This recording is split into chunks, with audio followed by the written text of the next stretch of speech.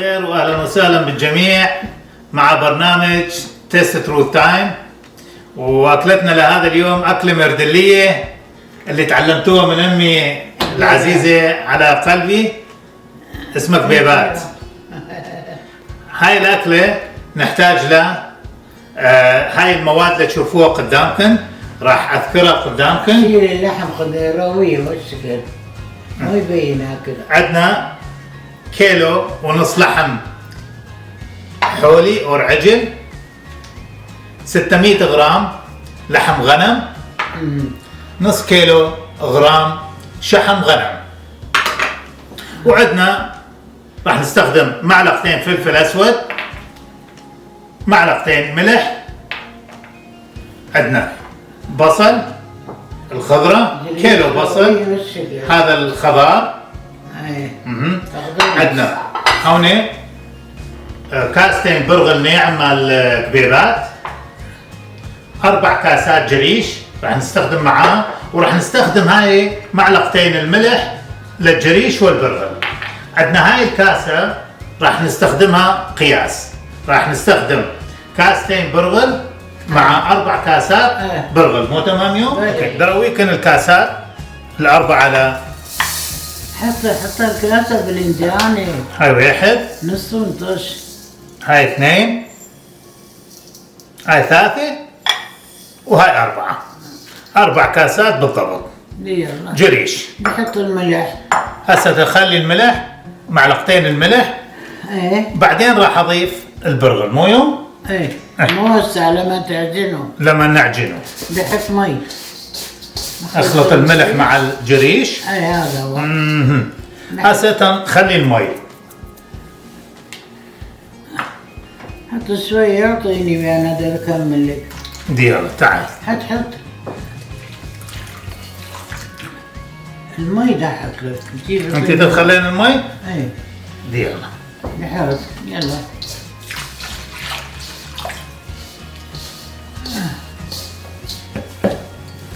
تقريبا كاستين مي خلينا للجريش تيتخمر. هاك تسويه كله عدله.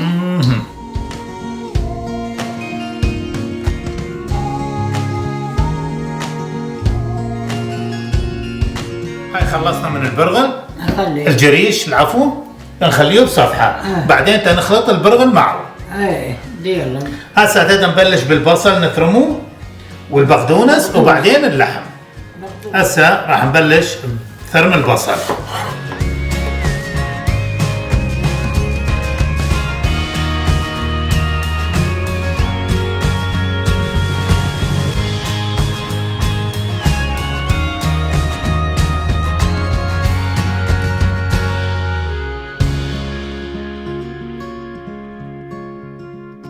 كيف فيه؟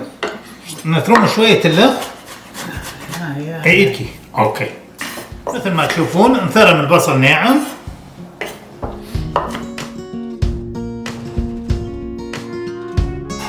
نحط له الملح. خلي له هاي الملح معلقتين شو عليه؟ حط الفلفل. وهذا الفلفل زي خليناه. مو كثير. لا مو كثير. لا دخلته.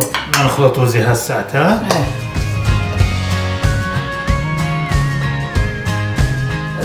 هالساعة انا نثرم البقدونس. هاي نص باقة بقدونس. ما يصير تحط البقدونس على البصل. ما يصير. بعدين تخليه هون وبعدين تنثرمه. لازم تخليه. مش تحطه على البصل.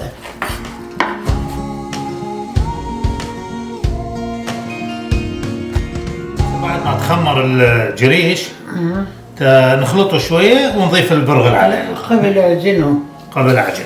عجنه شوي. ماشي كويس صار. هكذا بيبي. هالشكل نخمره. يعطي النشا ماله كله يصير عجين تمام. الآن ما نحتاج نخليه بالماكينة ولا أبد. لا تخليه، لا تعجنه هو شوي. هسه نخلي البرغل عليه. نحط البرغل عليه. هاي كاستين برغل كما شوفتوكم راح اخليه عليه.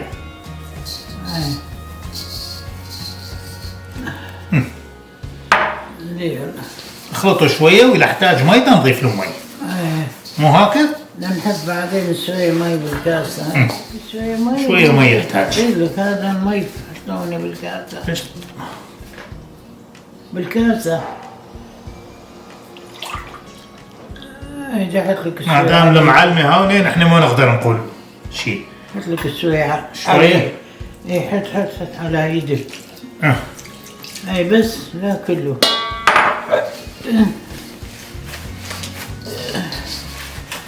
لما تكون المعلمة هون نحن نسكت. ثانك يو. يعني راح نبدي نثرم الشحم مال الغنم. تعبتي؟ روحي قاعدة استراحي شوية. هات يا اخي. ايه روحي روحي. انت عمل وقتي. روحي ارتاحي شوية. بعدين وقت الكبير نحتاجكي. اوكي.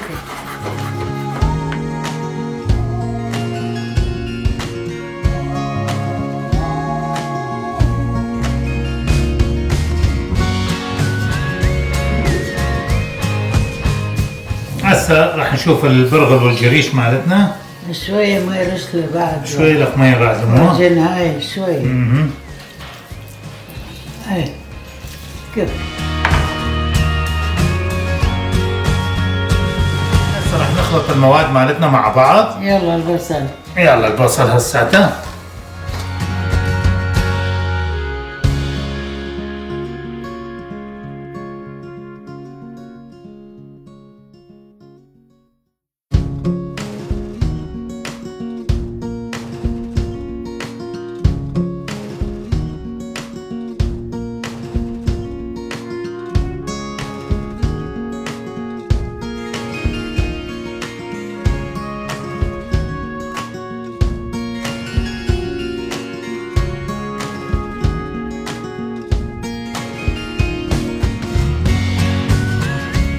بس كما تشوفون قيد نكبب الكبيبات مالتنا.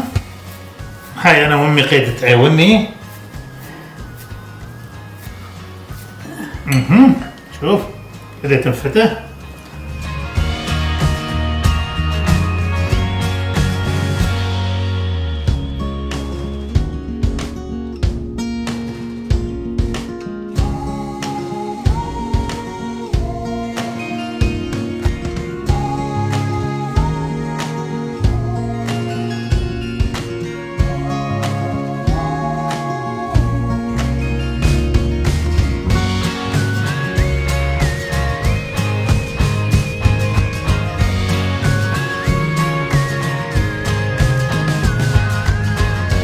مثل ما تشوفون سلقة كبيبات كاملة صار عندنا واكثر زين. هسه نرويكن شلون نسلق الكبيبات. هذا عندنا مي مغلي كثير كويس، وراح نبدي نخلي الكبيبات مالتنا كما قلنا بيو معلقة اكل ملح كل خلينا له على مود لا تتكسر الكبيبات عندنا.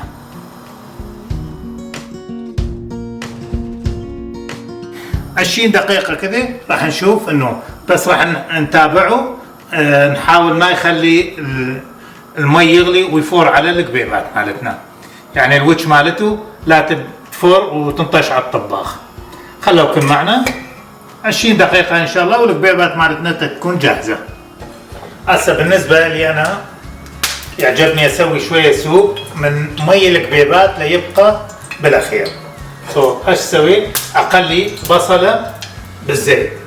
خليته هالقد زيت كما تشوفون، وهي عندي بصله كبيره ثرمتوها ناعمه مثل ما تشوفون. راح اقليها.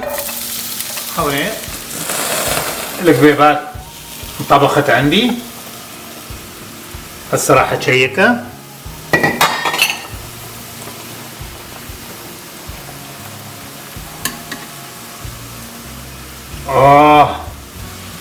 استوت كثير كويس. كان قلتوا 20 دقيقة نخليها، بس بعد ما شيكتوها قبل هالساعتين شفتوا انه تحتاج بعد 10 دقائق خليتوها.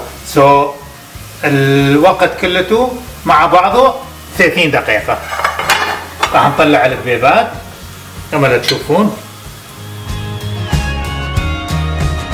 كملت أكلة الكبيبات مالتنا هاي. وتنا ناكلها ساعتها مع بعض. أطيب سيقة صاروا. وهذا السوق ميتنا.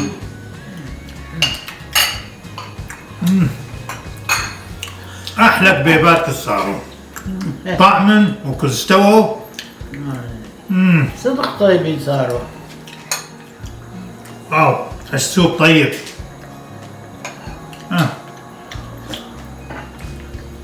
من هذا السوق يعجبكن كثير.